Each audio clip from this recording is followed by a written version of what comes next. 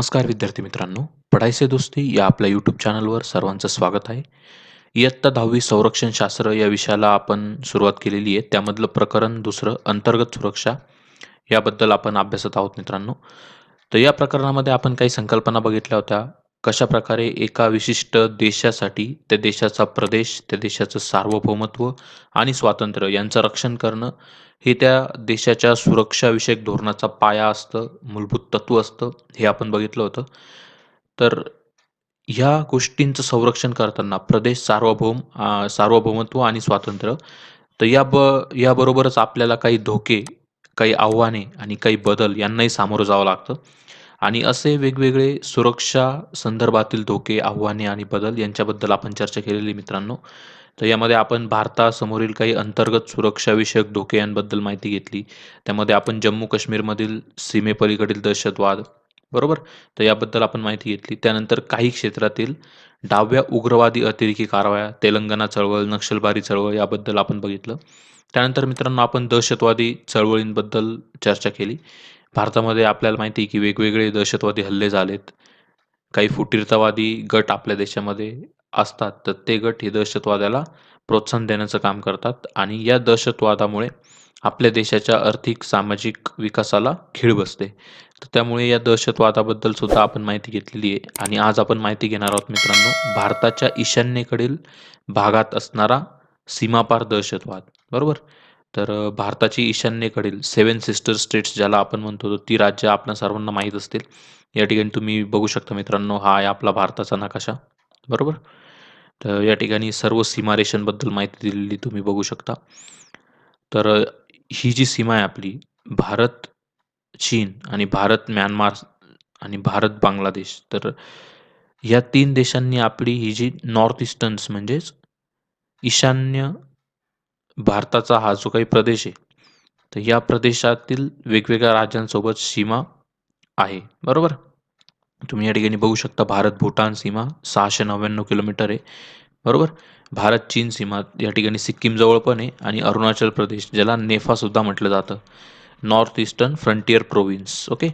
तर ह्या ठिकाणी पण ही भारत-चीन सीमा तुम्ही बघू शकता, बरोबर? आणि या ठिकाणी लडाख युनियन टेरिटरी जे आहे, लडाख केंद्रशासित प्रदेश, तसेच उत्तराखंड आणि हिमाचल प्रदेश, तर या 3 राज्यांची सीमासुद्धा चीनसोबत लागलेली आहे.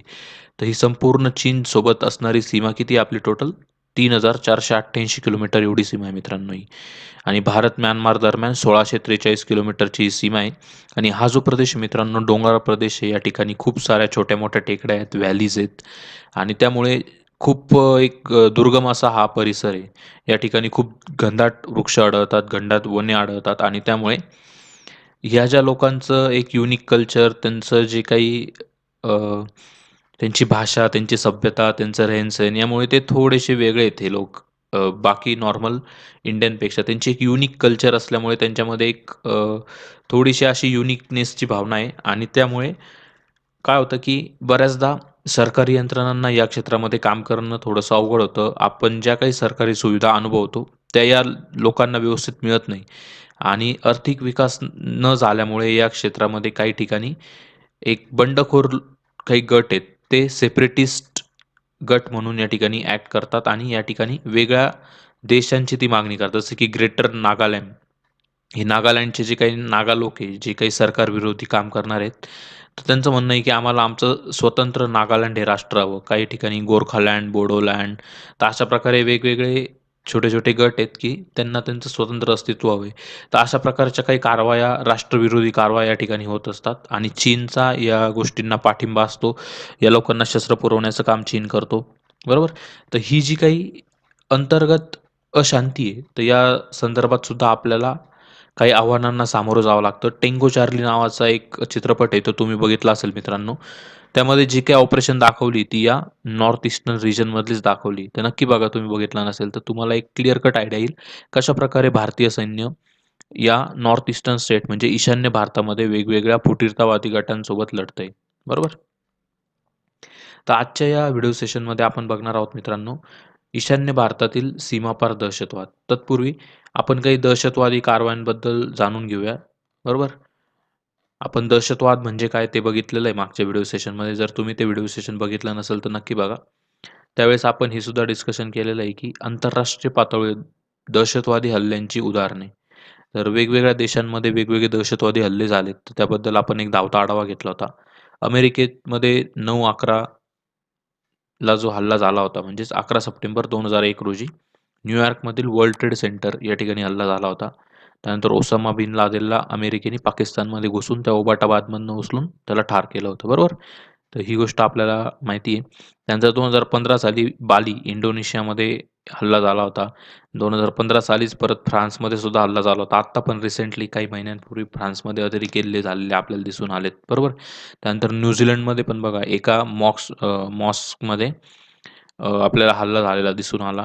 त्यानंतर 2017 मध्ये इंग्लंड येथे लंडन ब्रिजच्या ठिकाणी हल्ला झाला, बरोबर? तर अशा प्रकारे अनेक आंतरराष्ट्रीय पातळीवर दहशतवादी हल्ले अ, वेगवेगळ्या न्यूजमधनं आपल्यासमोर येत असतात. त्यानंतर आहेत भारतातील काही दहशतवादी हल्ले. तर यातला सर्वात मोठा हल्ला म्हणजे 13 डिसेंबर 2001 रोजी झालेला भारतीय संसदेवरती हल्ला. बघा मित्रांनो, भारतीय संसद ही आपल्या देशाची एक सर्वोच्च संस्था आहे. बरोबर की नाही? आपल्या देशाचा एक तो अभिमान आहे किंवा देशाचं एक अस्तित्व दाखवणारी ती सर्वोच्च संस्था आहे. बरोबर? तर या संसदेवर हल्ला करणं म्हणजे एक खूप लज्जास्पद बाब आहे. तर लष्कर-ए-तोयबा आणि जैश-ए-मोहम्मद या दहशतवादी संघटनांनी हा हल्ला केला होता. नंतर 26 नोव्हेंबर 2008 मुंबई येथे हल्ला झाला होता. बरोबर? 26/11 त्यातला एक दहशतवादी आपण जिवंत पकडला होता अजमल कसाब. बरोबर?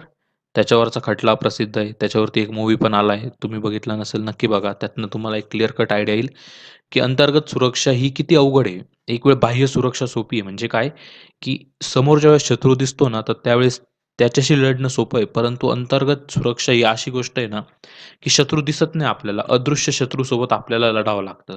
त्यासाठी खूप इंटेलिजन्स, खूप जास्त गुप्तहेर संघटना आपली ॲक्टिव्ह असावी लागते आणि ज्यावेळेस असे काही हल्ले होतात, तर त्यावेळेस काय असतं, की कॉमन पीपल खूप असतात आजूबाजूला. सामान्य जनता खूप असते.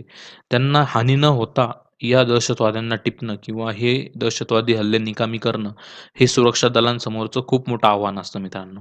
तर त्यामुळे हे दहशतवादी हल्ले थांबवणं सुद्धा खूप गरजेचं आहे आणि त्यासाठी फक्त लष्कर, पोलीस यंत्रणा, गुप्तहेर खातं यांची जबाबदारी नाही, तर सर्व नागरिकांचीच जबाबदारी. त्यामुळेच या दहशतवादापासून कशाप्रकारे संरक्षण केलं पाहिजे किंवा स्वतःचा बचाव कसा केला पाहिजे, तर हे सुद्धा आपल्याला समजून घेणं गरजेचं आहे. तर बघूयात मित्रांनो या ठिकाणी. दहशतवाद विरोधीचा लढा हा सर्वांच्या एकत्रित प्रयत्नांमधून झाला पाहिजे. त्यातील एक महत्त्वाचा भाग म्हणजे उत्तम शासन व्यवस्था मित्रांनो. कारण उत्तम शासन व्यवस्था असली, तर ज्या काही शासन वेगवेगळ्या सेवा आणि सुविधा ज्या गरजू लोकांना पुरवतं, त्याची एक हमी भेटते त्या लोकांना, की शासन व्यवस्था स्थिर आहे, सुदृढ आहे. एक चांगलं शासन करणारे लोक आपल्या देशामध्ये आहेत. त्यामुळे गरजू लोकांना त्यांच्या दैनंदिन जीवनातील सेवा आणि सुविधा त्यांच्यापर्यंत पोहोचतात. त्यांच्या ज्या काही सामान्य माणसाच्या आकांक्षा असतात, रोटी, कपडा, मकान, तर या आकांक्षा पूर्ण होतात. त्यामुळे दहशतवादाच्या दिशेने जाण्याचा त्यांचा कल कमी होतो. बघा मित्रांनो, तुम्ही जर जम्मू-काश्मीरसारखा आपल्या देशाचा भाग बघितला ना, त्या ठिकाणी तरुण दहशतवादी संघटनांकडे का वळतात? कारण त्या ठिकाणी बेरोजगारी आहे. त्यांच्या ज्या काही मूलभूत गरजा आहे, अन्न, वस्त्र, निवारा, शिक्षण, आरोग्य, तर या गरजा पूर्ण होण्याइतपत त्यांच्याकडे साधनं अवेलेबल नसतात. तर त्यामुळे काय होतं, गरिबीमध्ये खितपत पडण्यापेक्षा मग हे लोकं या दहशतवाद्यांनी दाखवलेल्या प्रलोभनांना बळी पडतात आणि त्यांच्या संघटनांमध्ये सामील होऊन देशाच्या विरोधी दहशतवादी कृत्य करतात.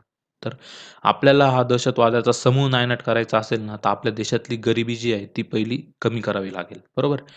जी काही शासन व्यवस्थेतर्फे दिल्या जाणाऱ्या सेवा सुविधा आहेत, त्या गरजवंतांपर्यंत पोहोचवाव्या लागतील. त्यांच्या ज्या काही आकांक्षा आहेत, त्यांची आपल्याला पूर्तता करावी. फक्त श्रीमंतांसाठी शासन व्यवस्था काम नाही करत, तर गरीबातला गरीब व्यक्तीसुद्धा या देशाचा नागरिक आहे, हे ध्यानात ठेवून जर आपण शासन व्यवस्था किंवा शासनाची जी यंत्रणा आहे, ती व्यवस्थित ट्रान्सपरंट पद्धतीनं जर समाजासमोर ठेवली, तर नक्कीच दहशतवाद कमी होतो. बरोबर?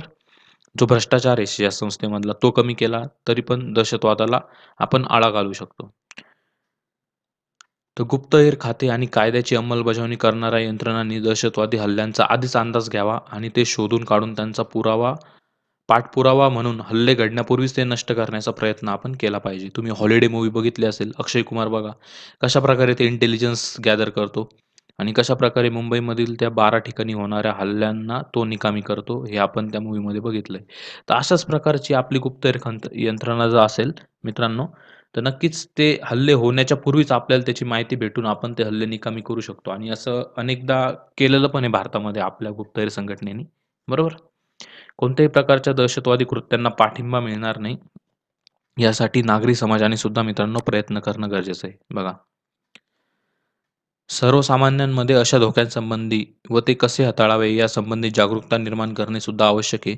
आपल्या परिसरामध्ये काही संशयास्पद व्यक्ती आढळली, एखादी वस्तू किंवा बॅग आढळली, तर अशा गोष्टींबद्दल जवळच्या पोलीस चौकीमध्ये माहिती देणं, तसेच भीती किंवा लालसेपोटी दहशतवादी कृत्ये करणाऱ्यांना प्रोत्साहन देऊ नये किंवा त्यांना मदत करू नये. तर ही माहिती सर्व लोकांपर्यंत पोहोचवणं सुद्धा मित्रांनो गरजेचं आहे आणि तरच या दहशतवादी हल्ल्यांपासून आपण स्वतःचा, आपल्या समाजाचा, आपल्या देशाचा बचाव करू शकतो. तर मला आशा आहे की तुम्हाला ही बाब व्यवस्थित समजली असेल, कशाप्रकारे आपण दहशतवादापासून स्वतःचा बचाव करायचा आहे. सर्वात प्रथम आपण अलर्ट राहणं गरजेचं आहे. आपण ज्यावेळेस समाजात फिरतो, तो काही पण आपल्याला संदेहास्पद आढळलं, एखादी वस्तू, एखादी बॅग, एखादा व्यक्ती, त्याच्या संशयास्पद हालचाली किंवा त्याचे संशयास्पद कृत्य, तर अशा संशयास्पद हालचालींचा पोलीस यंत्रणेला त्यांचा एक निरोप देणं किंवा ती माहिती त्या पोलीस यंत्रणेपर्यंत पोहोचवणं गरजेचं आहे. ते आपण केलं पाहिजे. या देशाचे नागरिक म्हणून ही आपली जबाबदारी आहे मित्रांनो.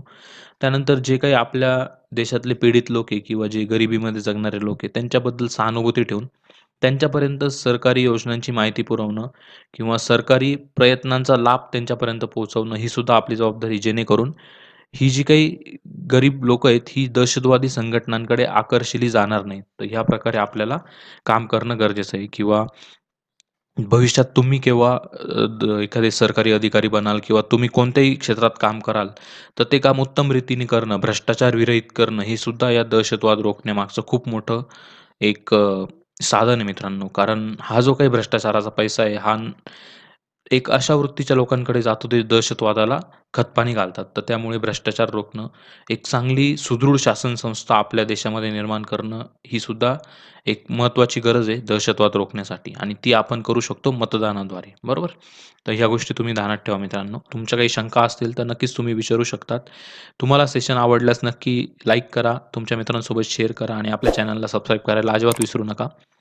धन्यवाद विद्यार्थी मित्रांनो. Have a great day.